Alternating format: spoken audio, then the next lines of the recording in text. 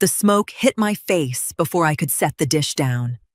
I stood there a second, plate in hand, watching my stepson pull another drag from that cigarette like the dinner table was his personal balcony. 2 weeks. That's all the time I'd had in this house, in this marriage, in this family. And already I was learning that silence could sit at a table just as loud as shouting. "Percy," I said, keeping my voice even, setting the plate down in front of him instead of throwing it. "Can you please not smoke while we have dinner?" I wasn't asking for much. I wasn't asking for anything really, except a little room to breathe while we ate the meal I'd cooked with my own hands. In the house I'd helped make possible, at a table where I was still learning which chair was mine. My name is Siobhan Sherrod. I didn't grow up with much, but I grew up with pride, and I built a life for myself long before I ever became somebody's wife. I never thought pride would be the thing tested first in this marriage. Not love, not money, pride. Percy looked at me the way you look at something you've already decided isn't real. "Shut up, gold digger," he said, flat and certain, like he was reading off a script he'd been rehearsing since the day his father introduced me. "You're not my real mother." The room went quiet in a way that wasn't peaceful. I looked at Rutherford, my husband, the man whose name was now legally tied to mine, whose house I was sitting in, whose son had just spoken to me like I was something he'd scraped off his shoe. I waited half a second, maybe less, for him to say something. Anything. He picked up his fork instead. He ate. No correction. No, "That's not how you talk to her." No look in my direction that said, "I see what just happened." Just the quiet clink of silverware against a plate. Like the sentence Percy threw at me had passed clean through the room without touching either one of them. I didn't cry. I didn't raise my voice. I want to be honest about that, because there's a version of this story where I could have, where I should have, maybe. But that's not who I am, and it's not who I was raised to be. I finished my plate. I cleared the table when dinner was done. I said goodnight like a woman who hadn't just been called out of her own name in her own home. If you're watching this and you've ever sat at a table where nobody defended you, tell me what time you're watching this from. I want to know who's sitting with me tonight. But something in me had already shifted by the time I turned off the kitchen light. Not anger. Something quieter than that. Something colder. I thought about everything I'd been doing since the day I said yes to this family. The peace I kept.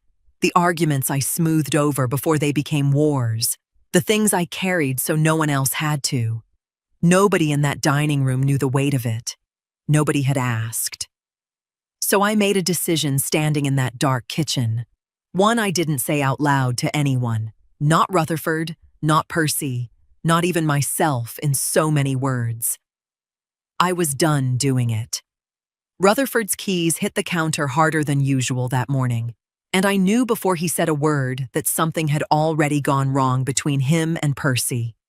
A look passed between them in the hallway, tight and clipped, the kind of look that used to be my cue.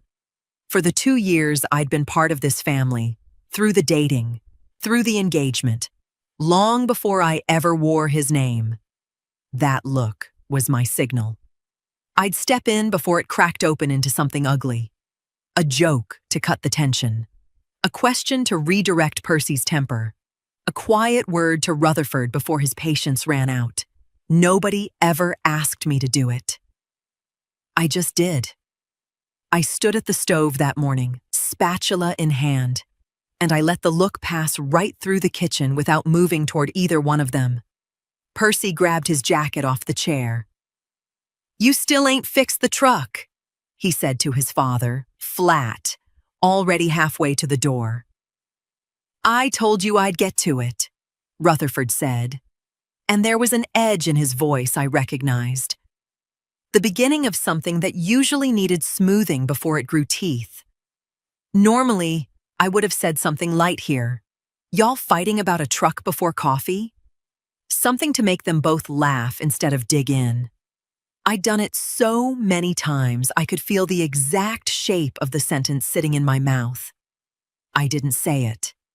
I turned the eggs instead, and I let the silence stretch until Percy slammed the door on his way out. Rutherford stood there a second, jaw tight, like a man waiting for the usual rescue that didn't come. He glanced at me. Just a flicker. Barely a second. And I could see something register behind his eyes, some small confusion at the quiet, at the space where I usually filled the air with something softer. He didn't ask me why. He never did ask me things like that. He just picked up his coffee and went to get dressed for work, and I stood there at the stove thinking about how much of this house ran on things nobody had ever thanked me for. I thought about the loan officer I used to call on Rutherford's behalf when his own credit couldn't carry a conversation. I thought about the calls I made to smooth things over with people he'd let down before I ever wore his last name. I thought about every argument between him and his son that I'd absorbed quietly, the way you absorb a bruise nobody sees, because seeing it would mean asking where it came from. None of that had ever been acknowledged, not once, not even small. I wasn't waiting for applause. I want to be clear about that. I never did any of it to be thanked. But there's a difference between not needing thanks and being told, to my face, in my own home, that I was only there for what I could take. By the time Rutherford left for work, the kitchen felt heavier than it had any right to, given how little had actually happened. Just eggs going cold in a pan. Just a truck that still needed fixing. Just a silence where I used to live. That evening, when Rutherford came home and Percy was already at the table, I heard it start again. The same tight tone, climbing fast, with nothing standing between them this time to slow it down. And for the first time since I'd married into this house, I heard my husband and his son say something to each other that neither one of them could take back. Vernell let herself in the way she always did, like the door owed her that much. "I heard y'all had words," she said, setting her purse down on my counter without asking, eyes moving over me the way she always looked at things she was deciding whether to trust. I didn't ask who told her. In this family, news traveled whether you wanted it to or not. "Percy and Rutherford had words," I said, "not me." She said it slow, like she was tasting the sentence before deciding if she believed it. "You're awful calm for a woman who just got called out of her name at her own dinner table." I kept folding the towel in my hands. "What would you have me do, Vernell?" "I don't know." She leaned against the counter, arms crossed, studying me like I was a puzzle she'd already half solved in her head. "Just seems like you're not fighting for much of anything these days, not even for yourself." I didn't answer that right away, and I watched her read the silence exactly the way I expected her to, as something suspicious instead of something tired. "You sure you're not just waiting for something?" she asked, tilting her head slightly, testing the words like they might land somewhere soft. "Because from where I'm sitting, you've gone quiet awful fast for somebody who married into all this 2 years in the making." I met her eyes and didn't blink. "I don't have anything to prove to you." "Didn't say you did." She picked her purse back up, like she'd gotten whatever she came for. "Just saying. Quiet women make people nervous, Siobhan, especially quiet women who used to talk plenty." She left the way she came, without waiting for me to walk her out. I stood in that kitchen a long time after the door shut, turning her words over. Quiet women make people nervous. Maybe she was right, though not for the reason she thought. I wasn't scheming. I wasn't waiting to strike. I was just done carrying what nobody ever noticed I was carrying. And there was no way to say that out loud without it sounding exactly like the accusation she'd already halfway made. I didn't defend myself. Not because I didn't have the words. I had plenty. I just understood, standing there, that explaining myself to Vernell would mean explaining myself to everyone eventually. And I wasn't ready to hand my reasons to a room that hadn't earned them yet. That night, after Vernell was long gone and the house had settled into its usual quiet, I passed by Rutherford's office on my way to bed. The door was cracked, just enough for me to see him hunched over his desk, lamp low, scrolling through something on his laptop with the particular stillness of a man who didn't want to be noticed. He wasn't going over invoices the way he used to leave open on the kitchen table, careless, half-finished. This was different, quiet, deliberate, the screen angled slightly away from the door. I didn't ask what he was looking at. I didn't linger long enough for him to catch me watching. But I noticed. And I understood, walking away from that door, that whatever he was checking, he didn't want me to see it. Which meant, for the first time since this marriage began, my husband was keeping something from me on purpose. I found Percy standing in Rutherford's office doorway, stiff as a fence post, a folded paper trembling slightly in his hand. "What's this?" he said, before I'd even set my coffee down. He held it out toward me like it was evidence in a courtroom he'd already decided the verdict for. "Why is your name on paperwork with numbers that don't make sense for a housewife? What were you doing in your father's office, Percy?" He asked me to find the truck's title before the shop calls back about the trade-in. His jaw tightened. It wasn't in the file drawer where he said. I went through the folder on the desk instead, and this was underneath it. I looked at the paper without taking it from him. I recognized it. An old statement, months old. Something that should have stayed filed properly, not left loose in a folder where anyone doing a favor might stumble onto it. "That's not your business to be reading, Percy. Doesn't matter whose business it is now." His voice cracked slightly, caught between accusation and something raw underneath. "What matters is my father's name should be first on something this big, and it ain't. Yours is."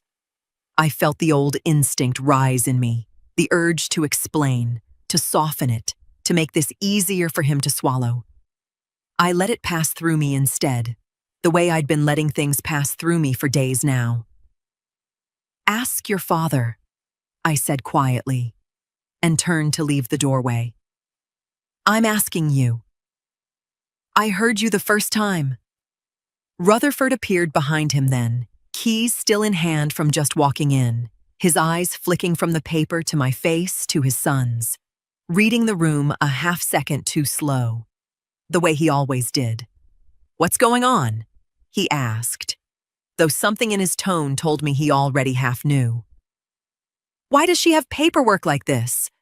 Percy demanded, thrusting the statement toward his father now instead of me. "Numbers moving around, her name all over it.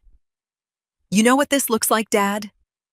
Looks like she's been quietly building herself an exit, moving money somewhere you can't touch, getting ready to take what she can and disappear before anybody notices."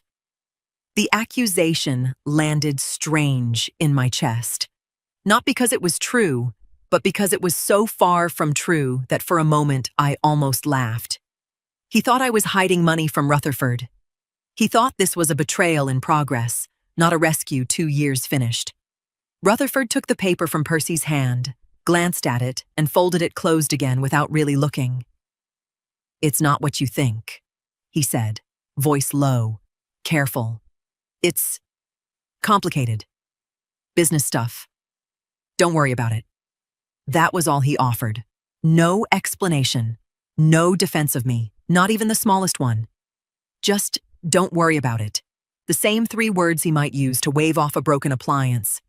Percy's jaw tightened, and I watched something settle behind his eyes. Not doubt, but resolve. Whatever confusion he'd walked in with had just hardened into certainty, fed by his father's vague deflection instead of cleared by it. "Complicated," Percy repeated, flat, like the word itself was proof of something being hidden. "Yeah, I bet it is." He folded the statement back the way he'd found it, tucked it into his jacket pocket instead of leaving it on the desk, and walked past both of us toward the front door without another word. I stood there in that office a long moment after he left, understanding, with a strange, cold clarity, that Percy had just decided something about me that wasn't true, and that he intended to go find out exactly how wrong, or how right, he thought he was. I saw Percy leave the house Tuesday afternoon walking slower than usual, hands in his pockets, headed toward the Dunlap place 2 doors down instead of wherever he normally went when he wanted space. I didn't think much of it at the time. Mr. Dunlap had worked at the bank downtown for as long as I'd been in this neighborhood, the kind of man who'd wave from his porch and talk football if you let him. Percy had known him since he was a boy. There was nothing strange about a young man stopping to talk to an old neighbor. It wasn't until later that evening, folding laundry near the hallway window, that I noticed Percy walking back, slower still, jaw set tight, staring at nothing in particular the way people do when they're turning something over in their head that they don't like the shape of. I didn't ask him what was wrong. He wouldn't have told me if I had. What I did hear, almost by accident, came later that night. Rutherford's voice, low, drifting from the den where Vernell had let herself in sometime after dinner without me noticing the door. "She's been too quiet, Rutherford. Ever since that dinner. You don't find that strange?" I stopped in the hallway, laundry basket against my hip, and told myself I wasn't listening. I was. "She's just processing," Rutherford said, and I could hear the uncertainty in it, like a man reciting a line he half believed. Processing. Vernell's voice had an edge to it I recognized from her visit to my kitchen. Or waiting. There's a difference, and you know it. I'm not saying she's a bad woman. I'm saying I don't trust quiet. Rutherford didn't answer that right away, and the silence stretched long enough that I almost stepped away from the hallway, almost let the moment close without hearing anything more. "There's things about this marriage you don't know the full shape of," he said finally, so quiet I nearly missed it. Things I probably should have told Percy a long time ago. My chest went tight at that. Not fear, exactly. Something closer to recognition. The sound of a man standing at the edge of a truth he'd carried alone for 2 years. "Then tell him," Vernell said. "It's not that simple." "Rutherford." I said, "It's not that simple, Vernell." His voice sharpened, just briefly, the way it did when he wanted a conversation to end rather than continue. And then, quieter, almost to himself. "He already thinks the worst of her. If I tell him the rest now, God knows what he does with it." I heard Vernell exhale, the particular sound of a woman deciding not to push further tonight.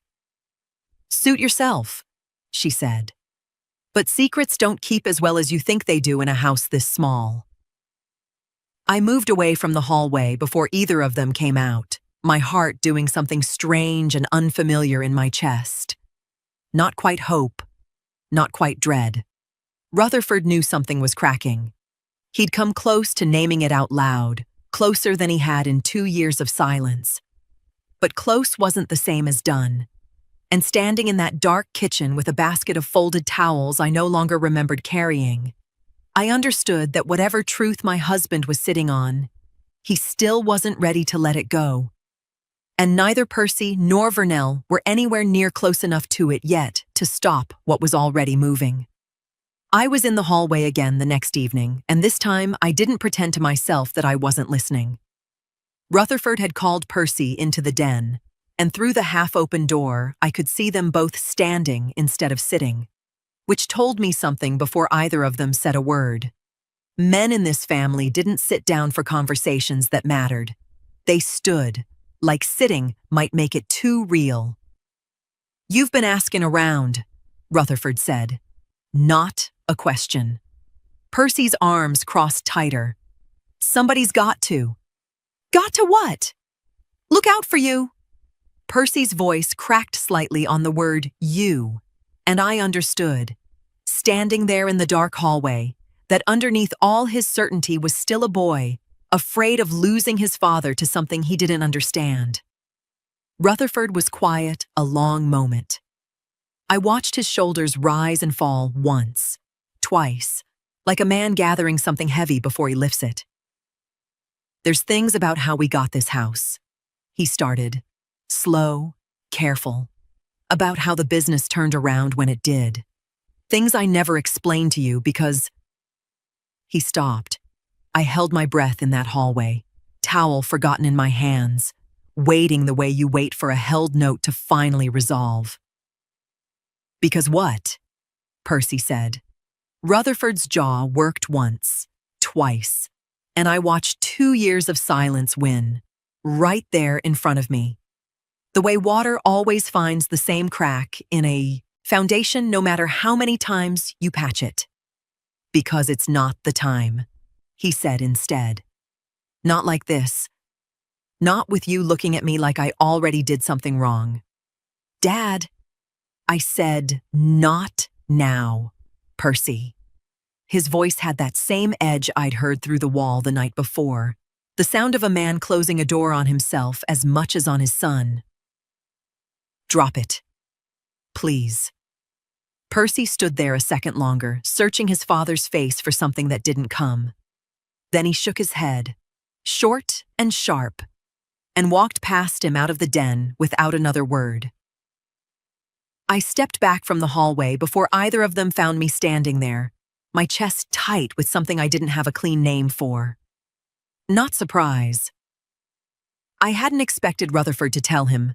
Some part of me had known, the moment I heard the hesitation in his voice, that he'd pull back before he got anywhere close to the truth. What I felt instead was something quieter and colder settling into place. A confirmation. My husband knew exactly what was happening in this house, had known it the whole time, and had just chosen, again, comfort over honesty, silence over his own son's trust. I didn't confront him about it that night. I wasn't ready to let him know how much I'd heard, or how much I understood about the man I'd married. I went to bed instead, and let him believe whatever he needed to believe about my quiet. It was 2 mornings later, sorting through the mail at the kitchen counter, that I found the envelope with Fontenot's company letterhead printed across the top corner, addressed formally to both our names, marked with words I recognized instantly even before I opened it. Contract renewal. Response required. I set it down on the counter without opening it, my hand resting flat against the paper for a moment, and I understood, standing there in that ordinary morning light, that whatever this house had been quietly built on was about to come due, whether any of us were ready for it or not. Rutherford found the letter that evening, still sitting unopened on the counter where I'd left it. I watched him from the doorway as he read it, his face doing the thing it always did when numbers stopped making sense to him.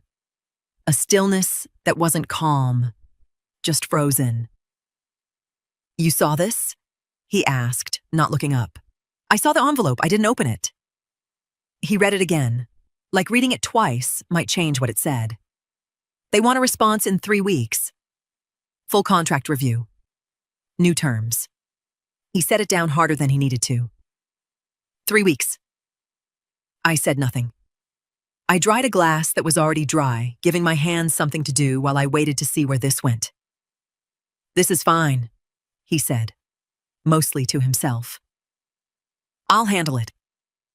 I didn't ask him how. I'd learned enough about my husband in these 2 years to know that when he said I'll handle it in that particular tone, it usually meant he was standing at the edge of something he didn't fully understand, trying to talk himself into solid ground. 2 days passed before he mentioned it again. I found him at the kitchen table with a legal pad in front of him, 3 lines written and crossed out, his phone face down beside him like he'd tried calling someone and thought better of it. "You eat yet?" I asked, setting a plate near his elbow. "Not hungry." He didn't look up from the pad. Fontenot's people want a meeting. In person. Some kind of full review, financials, terms, whether the partnership's still, quote, aligned with long-term value. He said the phrase like it tasted bad in his mouth. I don't even know what half that means. "You built a good relationship with him," I said carefully. "That still counts for something. And the rest of the business is steadier than it was. The local contracts, the 2 new drivers you brought on last year, that's real ground you built on your own." "Maybe." Rutherford rubbed a hand over his face. "But Fontenot's still the account that keeps the lights on if anything shifts. This is different. This is the kind of thing where they bring in people who talk in circles and expect you to keep up." I didn't offer anything else. I wanted to. Some old instinct in me still reached for the words. I could call him. I could sit with you and go through this line by line, but I caught it before it left my mouth. He hadn't asked, and after 2 years of stepping in before anyone had to ask me twice, I understood, standing there with a dish towel in my hands, that this time I needed him to be the one who reached first. So I let the silence sit. I put the kettle on. I gave him the space to sit with his own fear a little longer, uncomfortable as it was to watch.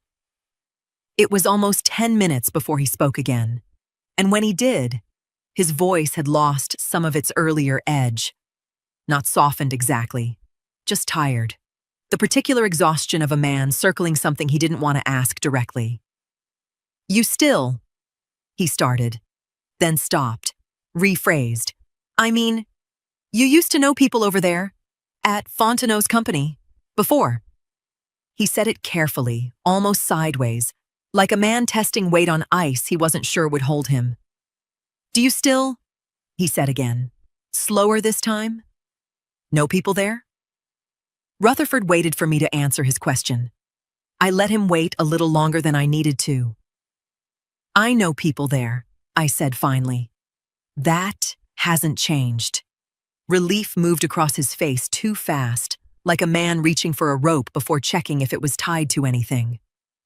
"So, you'll call them? Talk to whoever handles the renewal. Smooth it out before the meeting." "No." He blinked. "No? Not like that." I set my dish towel down and made myself look at him steady, the way I hadn't let myself in 2 years of quietly fixing things from the side. "If I do this, it's not a favor I do quietly, so you can walk into that meeting looking like you handled it alone.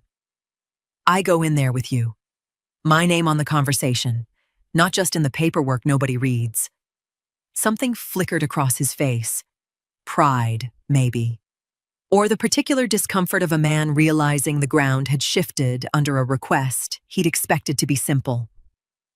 "That's not really necessary, Siobhan. I just need—" "I heard what you need." My voice stayed even, but I didn't soften it either.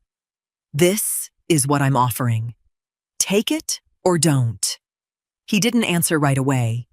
He looked at the legal pad, at the crossed-out lines, at 3 weeks that were now closer to 2. "Fine," he said, quieter than before. "Fine. We do it together." I nodded once and went back to the dishes, and something in my chest settled that I hadn't expected. Not triumph, just the quiet weight of a boundary finally spoken out loud instead of carried silently. Vernell came by that same evening, later than usual. Restless in a way I recognized.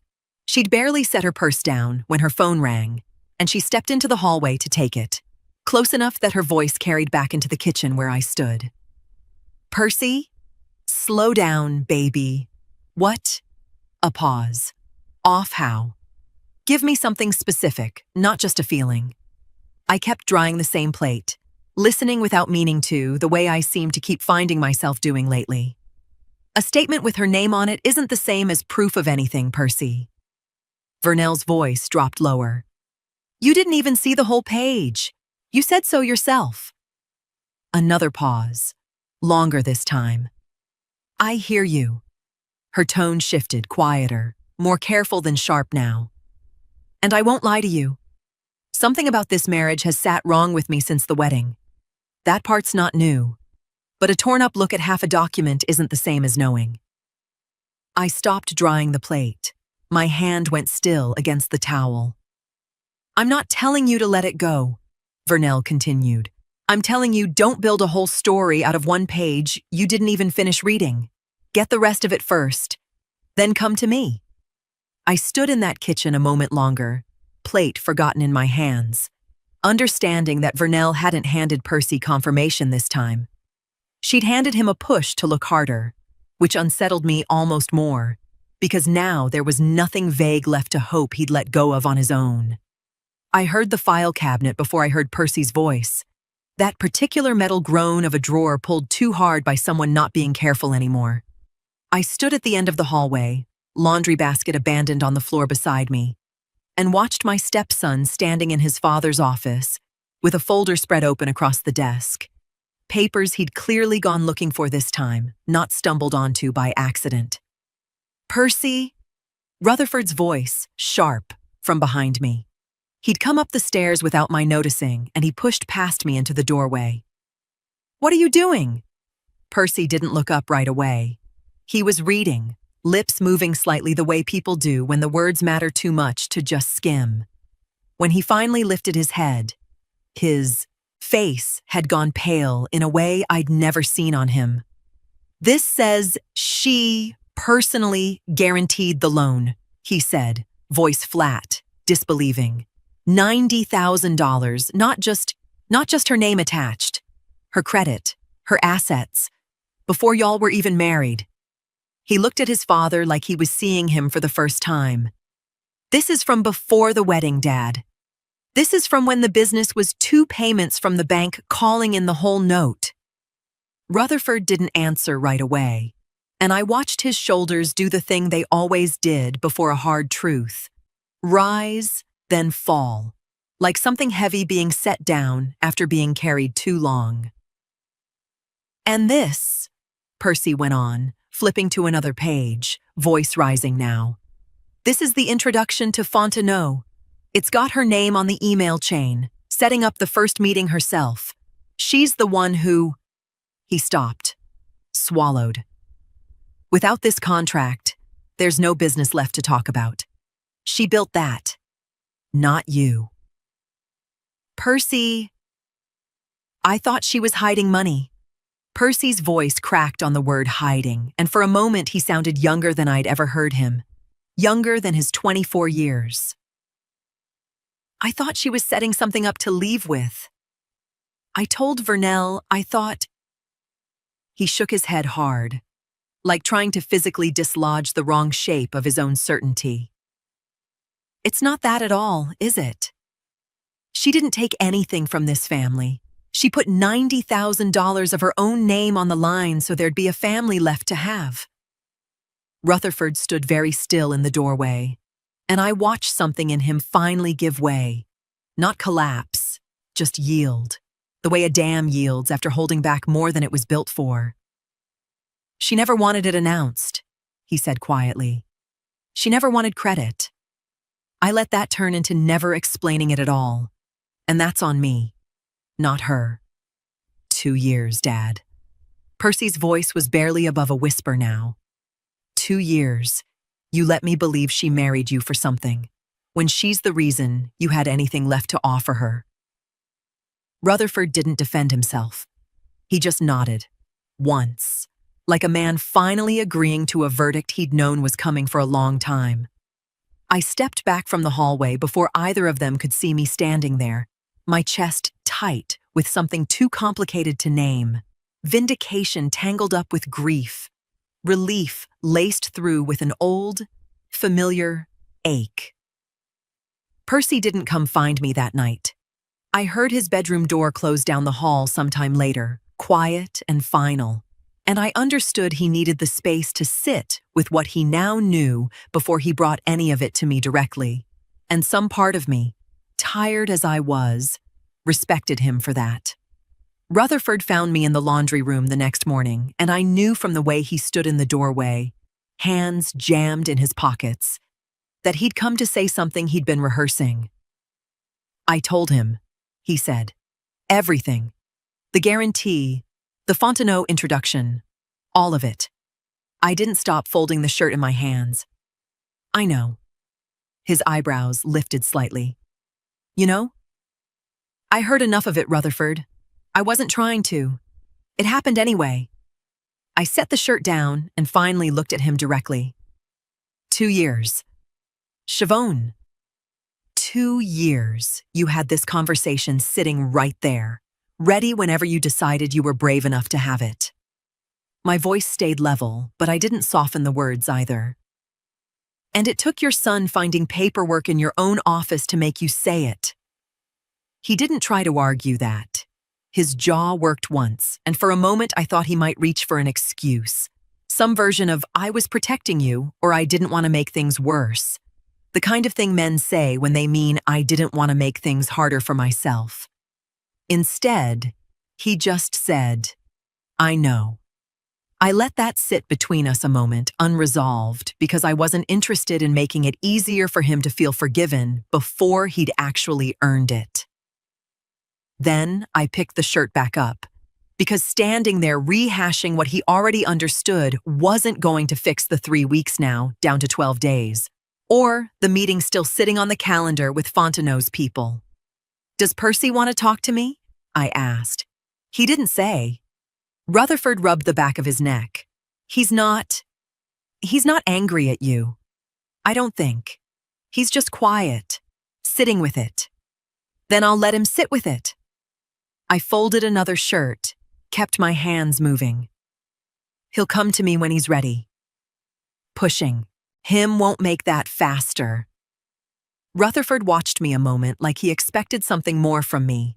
Anger, maybe, or relief. Some clean emotional beat he could respond to. I didn't give him one. I wasn't interested in performing what I felt for his benefit. "We still need to talk about Fontenot," I said instead. 12 days isn't long. If I'm going into that meeting with you, I need to know what they're actually asking for before we're sitting across from them." "Right." He nodded, grateful, I think, for the shift onto solid ground. "Right, of course." He left to get the paperwork, and I stood there a moment longer in the quiet of the laundry room, waiting to feel something more triumphant than I did. 2 years of carrying this alone, and now that it was finally out in the open, what I felt wasn't victory. It was just tired and focused, and aware that the hardest part of this, the meeting, the terms, whatever came next with Percy, was still ahead of me, not behind. I was still standing there when I heard Vernell's car in the driveway, earlier than she usually came by, and something in the hurried way her door slammed told me this wasn't a social visit. "Rutherford," she called from the front hall, voice tight, already moving through the house before anyone answered. "I need you to explain something to me. Because if what Percy told me last night is true, I want to know exactly how legal that guarantee really was, and who signed off on protecting this family before you let her sign her whole life over to it." I walked into the front hall before Rutherford could answer her, because whatever Vernell wanted, I wasn't interested in being talked about like I wasn't standing in my own house. "You wanted something," I said. "I'm right here." Vernell turned to face me fully, arms crossed, whatever softness she'd shown Percy on the phone nowhere in her voice now. "I'm not here about you," she said. "I'm here about him. He didn't sleep last night, Rutherford.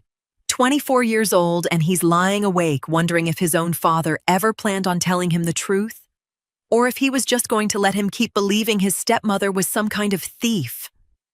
Rutherford's jaw tightened. "I know." "Do you?" Vernell's voice sharpened. Because from where I'm standing, you're the one who let this sit for 2 years. Not her. You. She turned to me then, something different in her face than before. Less suspicion. More exhaustion. I've been hard on you. I'll say that plain. But I'm done arguing about whether you're some kind of schemer, because I don't think that anymore, and pretending otherwise would just be me being stubborn for the sake of it. I hadn't expected that, and I let the silence hold a moment before I answered. Then what are you here for? I want to know what happens now. She looked between us both. Not the money. I don't care about the money. I want to know if this family sits down together and actually talks, or if we all just go back to acting like nothing cracked open in this house. Because I watched my brother stay quiet for 2 years, and I won't watch him do it for 2 more. Rutherford looked down at his hands. I don't have a script for that, Vernell. Then write one, she said, starting with Percy. He needs to hear it from you directly, not piece it together from a folder in your office. I know that, Rutherford said, quieter now. Vernell picked up her purse, the sharpness gone out of the gesture this time. I'm not trying to make this harder on either of you, she said, mostly to me. I just watched a boy I helped raise almost break in my kitchen last night, and I needed to say something about it to somebody who could actually do something. She left without slamming the door, which somehow felt heavier than if she had. I stood in the hallway a moment, unsettled in a different way than I expected. Not vindicated, exactly. Just aware that Vernell's fight had never really been with me at all. It was Rutherford's phone buzzing on the counter that broke the quiet. He glanced at it, then looked up at me. Something unreadable in his face.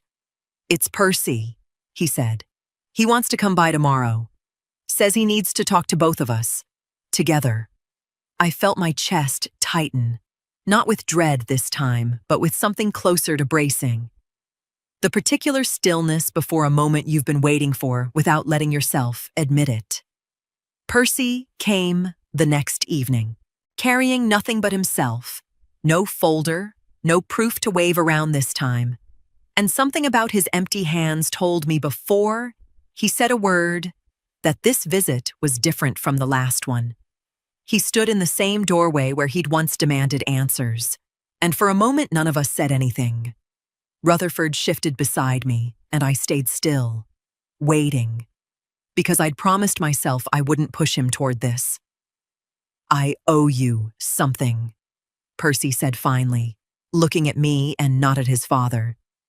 More than an apology, but I don't know how to give you more than that right now, so I'm starting there. I didn't answer yet. I let him keep going. I called you a gold digger at my own dinner table 2 weeks into you being part of this family. His voice was steady, but I could hear what it cost him to keep it that way. I said it in front of my father, and you and I meant it when I said it. I believed it. And then when I found out you'd put your own name, your own money, on the line to save this family before you even had a ring on your finger, I didn't come thank you. I went looking for a different crime. I told myself you were hiding something, moving money, getting ready to leave with what wasn't yours.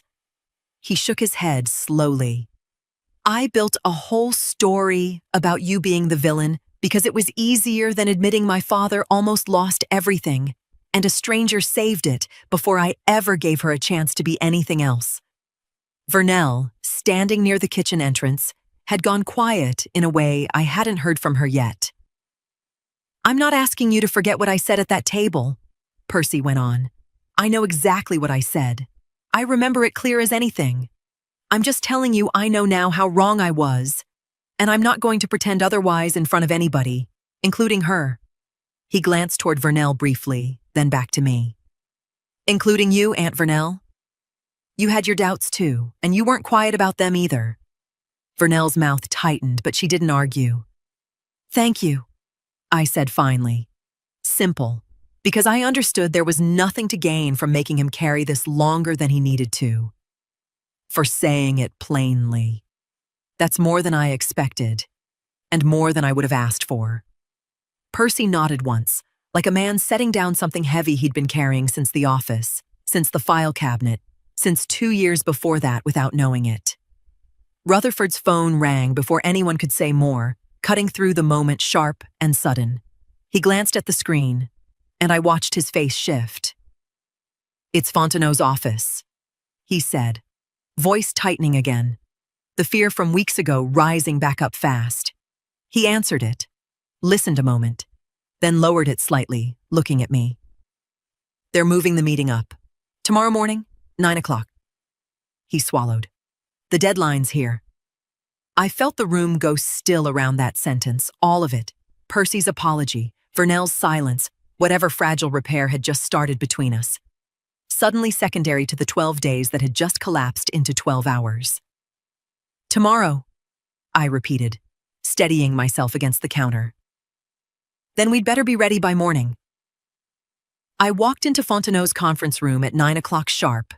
Dressed the way I dress for work, I intend to be taken seriously in, and I could tell within the first 30 seconds that something had already gone wrong before I ever sat down.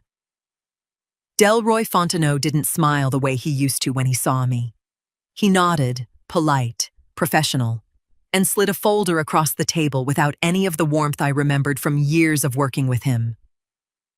"I have to be honest," he said, once we were all seated. "I was surprised to get a call yesterday afternoon agreeing to terms I hadn't even finished proposing. My team pulled the paperwork together overnight since the renewal window was already tight. I didn't expect to need it this fast." I went still. Beside me, Rutherford shifted in his chair. "What terms?" I asked, keeping my voice even. Fontenot opened the folder and turned it toward us. "A 24-month renewal at the original rate. No built-in adjustment for the fuel and insurance increases my team flagged back in the spring. No review period. No exit clause on either side until the term's up." He looked at Rutherford, not me. "You agreed to this over the phone yesterday, verbally. I had my assistant draft it up this morning expecting a signature, not a negotiation." I turned to Rutherford, slowly. "You locked us into 2 years with no adjustment clause and no way out. I was at the lawyer's office half the afternoon going over the guarantee paperwork. You didn't think to wait until I was back?" I panicked. Rutherford said quietly, not meeting my eyes. "After the deadline moved up, I thought if I could just lock something in before the meeting, take some of the pressure off." "You locked in the one deal structure I would never have signed off on." I kept my voice level, though something cold was moving through my chest. "No adjustment clause means if fuel costs climb again, we eat it for 2 full years with no way to renegotiate." I didn't think— "No," I said. "You didn't." Fontenot cleared his throat, not unkindly, but firmly. "I don't have room here to negotiate against terms I already agreed to verbally with your husband. My board expects consistency. If I walk back what I offered yesterday, it looks like Fontenot deals in bad faith. If I hold to it as written, you're carrying real risk for 2 years, with no adjustment mechanism." He closed the folder. "I need an answer on how you want to proceed, and I need it today." I sat there a moment, feeling the full weight of what Rutherford's fear had cost us. Not malice, never malice, but the same old pattern dressed up as a solution. Acting alone. Deciding for both of us instead of beside me. Even now. Even after everything. I didn't look at Rutherford again. I looked at Fontenot instead. At the folder still sitting closed between us. At a negotiation that had already been half lost before I ever walked into the room. "I need 30 minutes, I said. "Not to undo what you already have in writing, to bring you something narrower, one addition, not a renegotiation of the whole term. Fontenot glanced at his watch, then nodded once. 30 minutes. That's what I can give you. I stood, smoothed my jacket, and walked out into the hallway alone, my heels sharp against the tile, already narrowing down which single edition Fontenot's board could plausibly still approve without reopening the whole agreement. Behind me, I heard Rutherford's chair scrape back, heard him start to follow, and I didn't turn around. Not yet, I said, without looking back. Let me think. I stood at the end of that hallway alone, staring at nothing, understanding that whatever narrow addition I walked back into that room with in 30 minutes would decide not just the business, not just the house, but whether anything I'd built these past 2 years could survive one more decision made without me. I walked back into that conference room with 30 seconds to spare, and I didn't sit down right away. Mr. Fontenot, I said, I want to acknowledge what happened yesterday wasn't how I operate, and it's not how this partnership has operated for the 2 years I've been involved in it. That said, I'm not here to undo an agreement your board is now expecting. I'm here to add to it. Fontenot leaned back slightly, waiting. Keep the extended payment window, I said. Keep the rate, but I want 3 things added.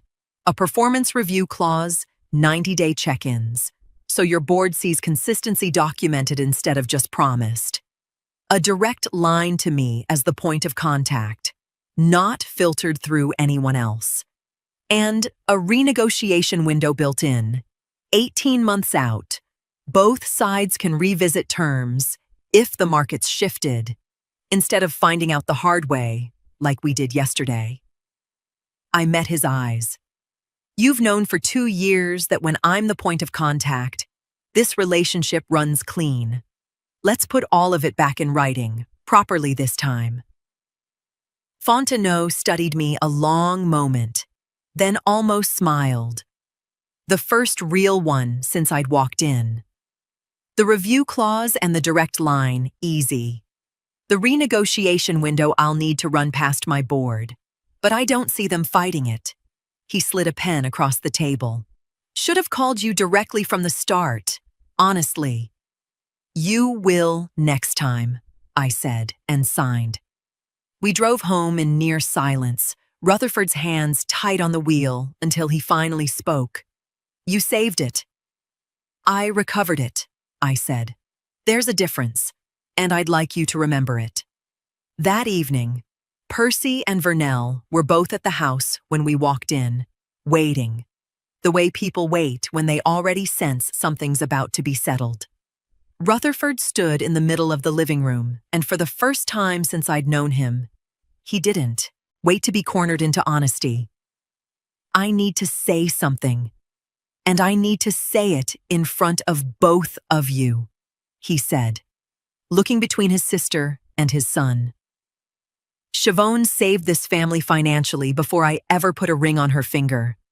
I let 2 years pass without telling either of you that, because admitting it meant admitting how close I came to losing everything on my own.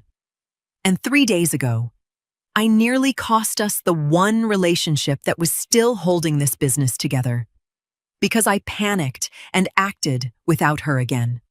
The same mistake, dressed up different. His voice didn't waver, though I could see what it cost him. That's on me, all of it, not her. The room stayed quiet a moment. Vernell was the one who finally broke it. I owe you something too, she said, looking at me, arms uncrossed for the first time in this whole ordeal. I said things about you I can't take back easy. I doubted you when the doubting cost you something and cost me nothing. That wasn't fair, and I knew some of it wasn't fair even while I was saying it. She exhaled slowly. I'm sorry, Siobhan. Truly. Thank you, I said, and meant it, though I didn't rush to tell her it was fine. It hadn't been entirely. and I wasn't interested in pretending otherwise just to make the room comfortable again. Percy stood by the window, quiet, having already said his piece days before, watching his father and aunt do the harder work of catching up to where he'd already arrived. I looked around that living room. Rutherford, finally honest in front of the people who mattered. Vernell, humbled in a way that cost her something real. Percy, already changed. And I understood that every piece of this family's reckoning was finally sitting in the open. Nothing left hidden in an office drawer or a hallway I had to eavesdrop from. What I felt wasn't triumph, exactly. It was something quieter and heavier, and entirely mine to decide what to do with next. A month passed before the house felt like mine in a way it hadn't since the day I moved in. Rutherford and I sat down with a lawyer that second week, his suggestion this time, not mine, and restructured the guarantee properly. My name stayed on it, but so did protections that should have been there from the start. A formal partnership agreement, my role in the business made official instead of invisible, terms that couldn't be undone by a single panicked phone call ever again. "Should have done this 2 years ago," Rutherford said, signing his part. "You should have," I agreed, and signed mine. Percy started coming around more after that, not performing anything, not trying too hard, just present in the ordinary ways that matter more than grand gestures. He fixed the fence out back one Saturday without being asked. He asked me, genuinely, how the Fontenot account was doing, like a man who wanted to understand the thing he'd once misjudged so badly. It was a Tuesday evening, dinner on the table, when he lit a cigarette out of habit before catching himself and stubbing it out against the porch railing outside instead. "Sorry," he said, coming back in. "Old habit." "I noticed you caught yourself," I said. "Yeah, well." He sat down across from me. "I'm trying to notice a lot of things I didn't used to." Vernell came to dinner too, that same week, and for the first time since I'd married into this family, she brought a dish instead of just an opinion. A cobbler, still warm, set down on the counter without a word about anyone's finances or motives. "It's good," I told her after the first bite. "My mother's recipe," she said, and something in the way she said it felt like an offering, not small talk. Rutherford watched all of it from the head of the table, quieter than he used to be, though it was a different kind of quiet now, not avoidance, just a man learning to sit with what he'd finally said out loud instead of running from it. I thought, watching my family eat dinner together without anyone smoking through it, without anyone's name thrown across the table like an accusation, about everything that had led to this exact evening. The guarantee I signed before I ever wore this name. The 2 years of quiet labor nobody thanked me for. The dinner where I was called something I never was, in a house that stood only because of what I'd built. I hadn't burned any of it down to get here. I hadn't needed to. I'd simply stopped holding up a structure that refused to acknowledge I was the one holding it. And I'd waited, not for revenge, never that, but for the people in this house to see clearly what had been true the whole time. They saw it now. All of them. Percy caught my eye across the table and almost smiled. That same crooked half smile his father sometimes wore, but softer, more honest. "Pass the cobbler?" he asked. I passed it. And I thought, watching it move down the table from hand to hand, that a family isn't built on the loudest voice in the room, or the angriest accusation, or even the truth finally spoken out loud. It's built on whoever stays steady long enough to hold it up. And for the first time in this house, everyone at that table finally knew exactly whose hands those were.